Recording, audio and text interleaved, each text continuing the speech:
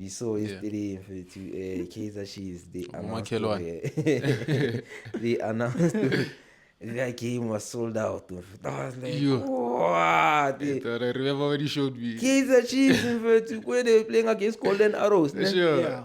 FNP. FNP Stadium, Yeah. 90,000 people in FNP Stadium for Chiefs against it was too unbelievable. good to be true. Sure.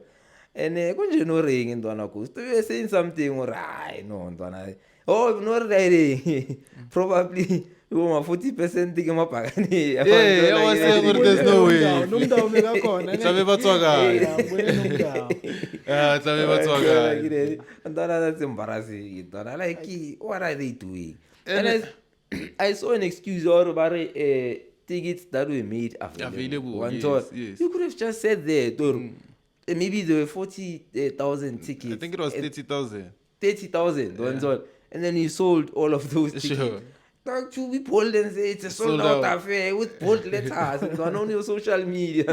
It That's then now ridiculous. you showed me that tweet and we digested Fede Rabua. And then when I went home, Fede Kisheva came in. I'm like, what's happening? Where's this sold out? Come on.